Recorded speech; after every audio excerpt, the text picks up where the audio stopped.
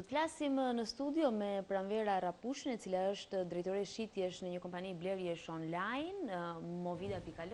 Po, Movida.al. Pasi ka ndërmarrë një nisëm e cila do t'i vinë në ndihmë të gjitha atyre shtresave të shoqërisë që kanë nevojë, se cilat do të jenë ato shtresa që janë bërë më sakt fokus i kësaj kompanie, i Pranverës dhe stafit të saj. Ne do të kemi mundësi që ta zhvillojmë bisedën këtu në studio për të mësuar pak më shumë. Në një formë të tillë për t'i ardhur mbase në një formë sensibilizimi të gjitha kompanive të tjera, bizneseve të ndryshme, individëve të ndryshëm që sado mundësi të kenë, apo sado pak apo shumë mundësi të kenë mundësi të bëjnë një gest të mirë, një gest human për të bërë të tjerët të lumtur për ata të cilët nuk kanë mundësi.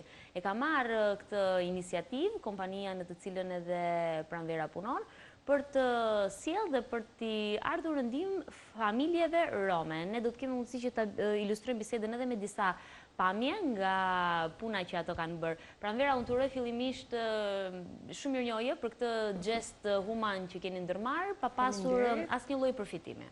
Patjetër. Si fillim, sepse ju në fakt edhe nuk doni që as t'ju përmendej emri i kompanisë, nuk doni as të bëni të ditur, si thuash, individët që kanë punuar apo që kanë dhëruar, thjesht donit që të promovonit në studio këtë nisëm në mënyrë të tillë për t'i bërë me dije të gjithë shoqërisë të sensibilizohet, apo të gjitha kompanive private qofshin ato apo jo, të sensibilizohen për të bërë një gest mirë.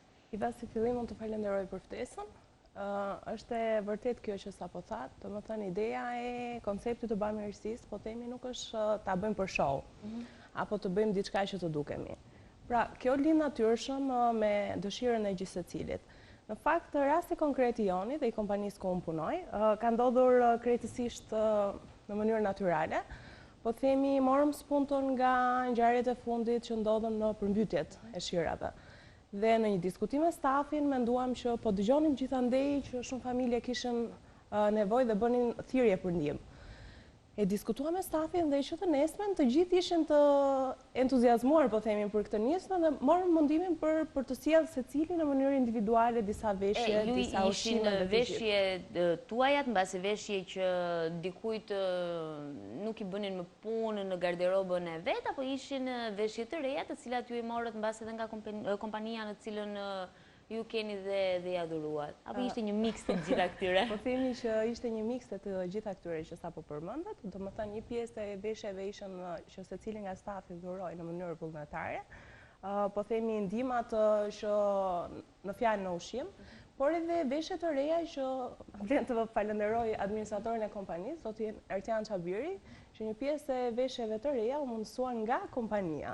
Por po themi kjo ishte një punë vullnetare e të gjithë stafit që ishin shumë entuziazëm për këtë nismë dhe me shumë bindje vazhdoj ta them që ne do vazhdojmë dhe nuk jemi këtu për të bërë show, por jemi këtu për të dhënë shembullin tonë që këtë që bëjmë ne, po themi vërtet mund të jetë një punë shumë e vogël, por në qoftë se çdo kompani minimumin e saj mund të ketë një 5% po themi të kontributit të stafit vet, mund të bëjmë shumë gjëra të mira për këto shtresa që janë vërtet në vështirësi ekonomike dhe mund të themi në nivelin jetik. Si ishte situata e familjeve në terren? Dhe si rat ju në kontakt me këto familje, sepse shumë janë familje që mbase janë deri diku edhe të pastre dhe ende në barakave, rreth e qark zonave të kryeqytetit apo në dalje pak jashtë Tirane. Ju si rat në kontakt, si vendoset që të bënit pjesë të kauzës suaj X familja? Ashtu si që në përmenda, domethënë kjo nisëm erdhi krejt natyrshëm dhe duke marrë shkas, po themi, përmbytjet e fundit që kishën ndodhur në shkuat vetëm në zonat që ishin të përmbytura? Në zonat e përmbytura dhe vlen të falenderoj patjetër, po themi, koordinatoren aktiviste të komunitetit rom, Brisilda Taço, e cila identifikoi, po themi, familjet që kishën më tepër nevojë për të negociuar dhe për të shkuar aty. Sigurisht që ne si staf shkuam në terren, identifikuam bashkë me Brisildën kush ishin, po themi, familjet më problematike që mund t'i vinin sadopak në ndihmë ky kontribut që ne dham si kompani. Sa shkoi vlera e materialeve që mbasi ju keni çuar? Në qoftë se mund ta përmendim me vlerë lekësh, po themi diku mund ta përmendim për ta ditur më tepër për kureshtje, për t'i dhënë të kuptojnë edhe bizneseve të tjera se Çfarë shumë i referohemi? Atëherë, ndoshta kjo mund të jetë një shumë jo e madhe, po themi, krahasuar me atë. Po, as e vogël për familjet që u ka ardhur në ndihmë. Mund të themi diku te 400.000 lekë të reja. 400.000 lekë të reja. Dhe kjo bamirësi që ne bëm, normalisht u nda në dy pjesë, po themi një pjesë në zonën e bregut të Lumit dhe pjesa tjetër ishte tek ura e Babrojit.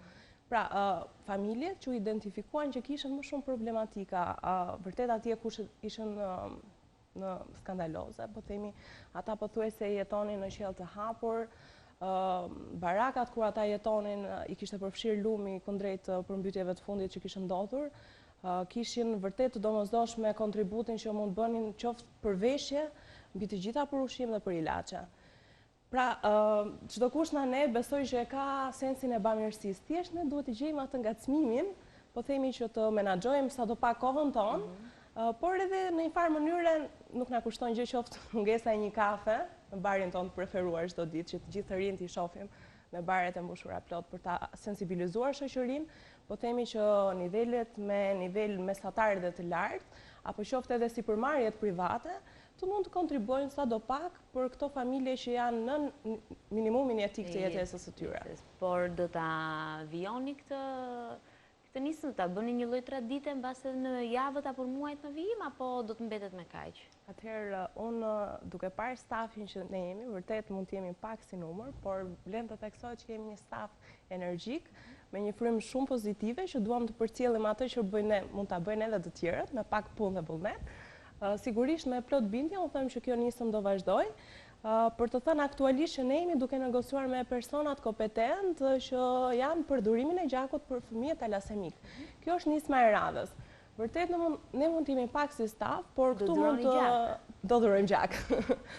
Fillimi ishte pak e vështirë për ta konceptuar, domethënë nga stafi i brendshëm, por sigurisht që kjo u mbështet në mënyrë maksimale dhe themi që mund të kërkojmë dhe mbështetje përsa i përket të njohurve apo familjarëve tanë që të rritet më shumë numri i dhurimit gjakut për persona që vërtet kanë të domosdoshëm atë. Në fakt e keni nisur lobimin tek familjarët tuaj edhe për nismën që kaloi, domethënë i bët pjesë edhe ato, e bët pak më gjithëpërfshirëse mbas edhe në ambientin tuaj shoqëror. Patjetër, familjet tona janë dhe nuk kanë mbetur vetëm brenda redaksisë suaj, stafit tuaj. Unë e para sigurisht e konsumova me familjen time dhe në çdo moment unë kam mbështetje shumë të fortë ata, por atë veprim që bëra unë sigurisht edhe pjesë e stafit tonë, gjëja e parë ishte konsumimi kësaj bisede me familjarët, për gjetur mbështetje po themi në familjet tona dhe pastaj në rrjetet sociale, falenderojmë Zotin që janë bërë sepse janë një kontribut shumë i madh në shoqëri. Si kanë qenë pritshmëritë në rrjetet sociale? Në rrjetet sociale dihet që shoqëria shqiptare jemi çik dembela, po themi, sidomos pjesa e rinisë. Gjëja e parë që pyesen po çfarë përfitoj unë këtu. Ndërkohë që humanizmi është vërtet një akt shumë i shenjtë, po themi që secilin nga ne duhet ta ketë. Ndoshta kjo është e trashëguar disi në breza që ne e kemi pasur, po themi ndihmën për të tjerët, punën vullnetare, deri diku mund të jetë abuzuar me këtë pjesë, po sido që të jetë këto disa virtyte që kanë qenë nga të parët tanë.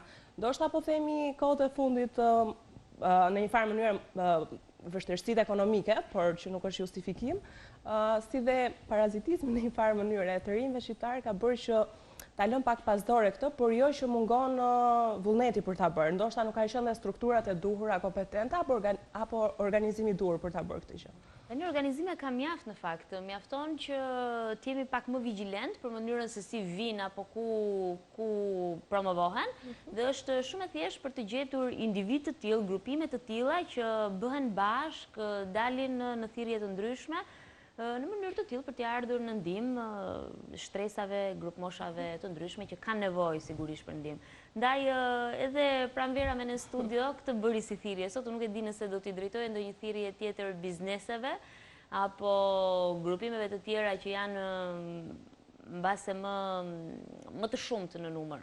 Ajo që doja t'i shtoja kësaj bisede është që normalisht le të themi kjo nisën të shërbej si sensibilizimi i kompanive private, që të japin kontributin e tyre sado pak të vogël, por që për këto familje vërtet mund të jetë shumë e madhe, si dhe familjet që kanë një farë niveli, po themi, dhe të rinj shqiptar që të shërbej si një nisëm edukative dhe të na bëhet pak rutinë e përditshme Ashtu si që ne në kompanin tonë dhe në krye administratori që kemi theksuar kjo nisëm do jetë një traditë mujore, që ne do punojmë vërtet part-time pas momentit punës që të organizohemi për të bërë sa do pak bamirësi për familjet që janë në nevojë. Le të shërbej kjo për të dhënë shembullin që secili nga ne vërtet mund të bëj pak, po themi është një pikë ujë në oqean, po pak të pikën e ujit në oqeani do kishte një pikë ujë më pak. Është një lloj vlere, sido që të jetë, pasi bëni të lumtur dhe u vini në ndihmë familjeve që kanë nevojë, por gjithashtu merrni padyshim edhe vetë një lloj satisfaksioni kështu. Është një kënaqësi shumë e madhe kur shikon në sytë atyre fëmijëve që vërtet kanë nevojë për këtë gjë, apo të atyre familjarëve që vërtet kanë nevojë për këtë gjë. Çfarë ishin ndihmat që rasti konkret i dy dhurimeve të fundit kishte batanie, kishte veshje për fëmijët vetëm të rriturit, kishte dhe ushqime që ishte pjesa më kryesore e këtij dhurimi. Ku ishte dëshira më e madhe? Lodra kishte për shembull, sepse di që fëmijët janë gjithmonë të... Një pjesë e këtyre fëmijëve duke parë kërkesat që ne folëm dhe me koordinatorin e komunitetit rom, mungesat që kanë. Me mungesat që kishën ne identifikuam që po themi ushqime dhe veshjet në këtë nisëm që ne morëm dhe këtë durim ishte pjesa më primare që mund të bënim. Ndoshta në misionet e ardhshme që ne tashmë do t'i kemi traditë mujore, sigurisht që do kemi dhe pjesën e lodrave apo pjesën e argëtimit që ata vërtet të ndihen pjesë e komunitetit dhe mos të ndihen të përjashtuar. Shumë suksese për këtë kauzë shumë bukur që keni ndërmarrë. Shumë faleminderit juve për ftesën.